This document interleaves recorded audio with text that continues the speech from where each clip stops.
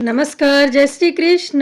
कैसे हैं आप सब? मेरे यूट्यूब चैनल धर्म समाधान में आप सभी लोगों का हार्दिक स्वागत है। आज हम आपको आश्विन पूर्णिमा, जिसे शरद पूर्णिमा के नाम से जानते हैं, उसकी व्रत कथा सुनाने जा रहे हैं। शरद पूर्णिमा को कोजागरी पूर्णिमा, रास पूर्णिमा और कौमुदी पूर्णिमा के नाम से भी जाना जाता है।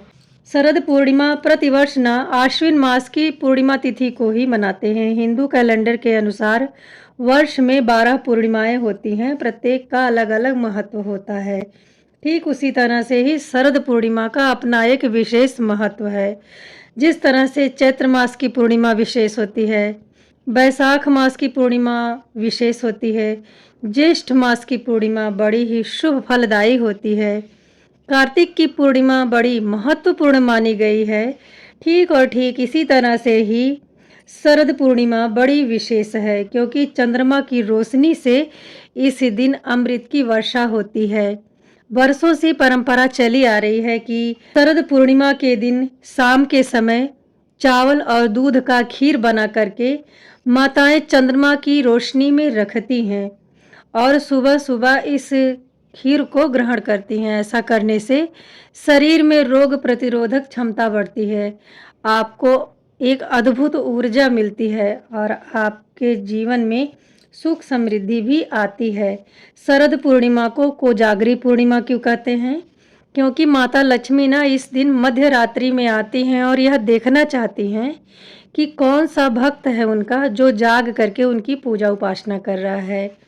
शरद पूर्णिमा के दिन रात्रि जागरण का बड़ा ही विशेष महत्व है। इसका वर्णन हमारे शास्त्रों में बहुत प्राचीन काल से उपलब्ध है। शरद पूर्णिमा को ही भगवान श्री कृष्ण ने रास लीला रचाई थी। इसी दिन भगवान श्री कृष्ण ने रास लीला किया था। शरद पूर्णिमा की ही यही रात है जब भगवान श्री कृष्ण ने ब्रज की गोपियों के बीच रास लीला करी थी। एक गोलकार घेरा बना करके भगवान श्री कृष्ण ने नृत्य करा था। इस दिव्य नृत्य में भाग लेने के लिए भगवान शिव गोपीश्वर महादेव का रूप धारण करके रास लीला में सम्मिलित हुए थे। अब आप शरद पूर्णिमा की पौराणिक कथा सुने, जो धर्म ग्रंथों एवं शास्त्रों के अनुसार है। कथा श्रवण करने से पहले हमें माँ महालक्ष्मी की स्तुति करनी चाहिए। आप हाथ जोड़ के कहें, ऐं श्रीं ह्रीं क्लीं जय माँ लक्ष्मी। महालक्ष्मी नमस्तुभ्यं नमस्तुभ्यं सुरेश्वरी, हरिप्रिये नमस्तुभ्यं नमस्तुभ्यं दयानिधे, पद्मालये नमस्तुभ्यं नमस्तुभ्यं च सर्वदे, सर्वभूतहितार्थाय वसुवृष्टि सदा कुरु। नमः क्षीर्णवर्णे वस्ते नमस्ते त्रैलोक्यधारिणी, वसुवृष्टे नमस्तुभ्यं रक्ष मां शरणागतम्। विष्णुप्रिये नमस्तुभ्यं नमस्तुभ्यं जगत्सिद्धे, आर्तिहन्त्री नमस्तुभ्यं समृद्धिं कुरु मे सदा। त्राहि त्राहि महालक्ष्मी त्राहि त्राहि सुरेश्वरी, त्राहि त्राहि जगन्माता दारिद्र्यादहन त्राति वेगतः। त्वमेव जननी लक्ष्मी, लक्ष्मी पिता त्वमेव च, भ्राता त्वं च सखा लक्ष्मी, विद्या लक्ष्मी त्वमेव च। स्तुति करने के बाद में हम शरद पूर्णिमा की कथा सुनेंगे। कथा इस प्रकार से है। एक साहूकार था, उसकी 2 पुत्रियां थीं।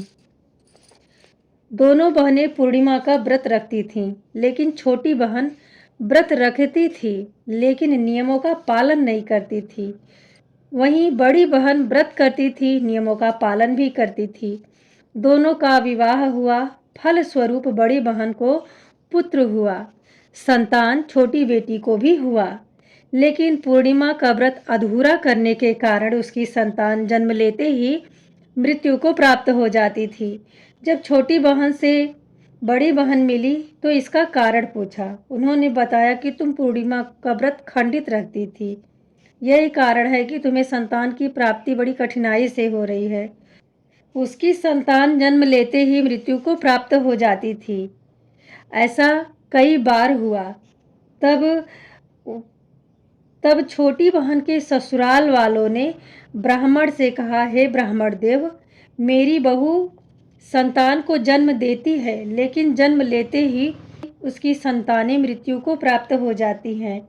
क्या कारण है, कृपा करके बताएं। ब्राह्मण ने कहा, तुम्हारी बहू पूर्णिमा का अधूरा व्रत करती है। अधूरा व्रत करने के कारण ही उसकी संतानें जन्म लेते ही मृत्यु को प्राप्त हो जाती हैं। ब्राह्मण ने कहा, तुम्हें संतान की प्राप्ति कठिनता से हो रही है, क्योंकि तुमने पूर्णिमा का व्रत खंडित रखा है।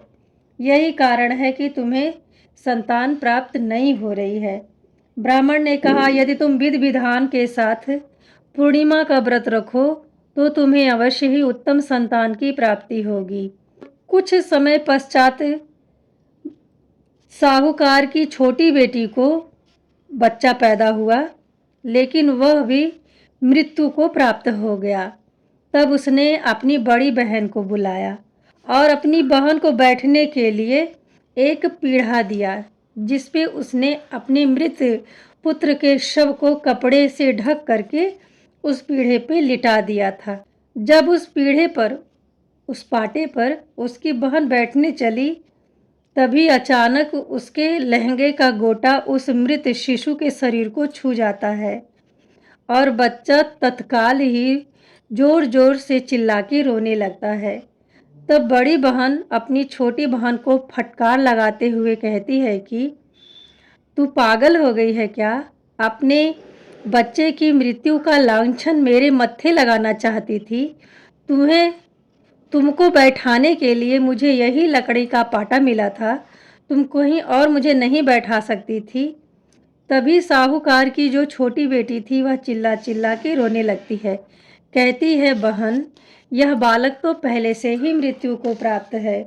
तुम्हारे पूर्णिमा का व्रत करने से, तुम्हारे पुण्य प्रताप के कारण तुम्हारे शरीर की आभा मंडल इतनी पवित्र और इतनी अच्छी है कि मृत बच्चे को छूते ही, स्पर्श करते ही यह जीवित हो उठा है। यह किस कारण है? तब उसकी बहन ने कहा, तुम भी इसी तरह तेजवान हो सकती हो, क्योंकि पूर्णिमा का व्रत करने से शरीर में अलौकिक तेज होता है।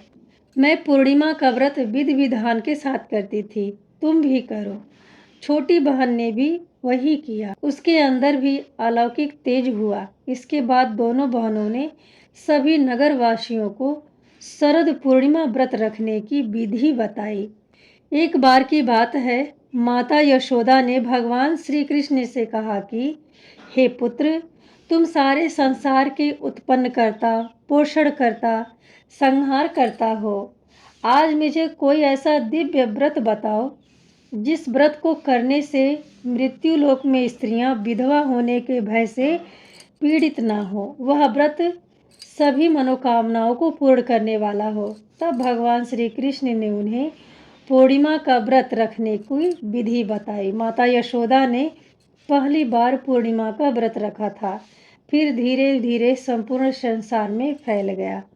इस तरह से आप भी पूर्णिमा का जब आप व्रत करें तो नियमों का पालन जरूर करें और माता लक्ष्मी के ऊपर पूर्ण निष्ठा भक्ति रखें। इस दिन भगवान शिव, माता लक्ष्मी और चंद्रदेव की पूजा करने का विशेष विधान है।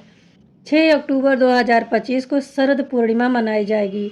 आपको इस दिन शिवालय में जा कर के भी भगवान भोलेनाथ की विशेष पूजा आराधना करनी चाहिए, दान पुण्य करने चाहिए और पूर्णिमा का व्रत रख करके रात्रि जागरण भी करना चाहिए। स्नान दान की पूर्णिमा अगले दिन होती है। सत्यनारायण व्रत कथा को आप चाहें तो अगले दिन करवा सकते हैं, क्योंकि अगले दिन ना पूर्णिमा अधिक समय तक रहने वाली है। आज हमने आपको इस वीडियो में शरद पूर्णिमा की पौराणिक कथा सुनाने का प्रयत्न किया है। अपने व्रत को पूर्ण करने के लिए आपको कथा का श्रवण जरूर करना चाहिए।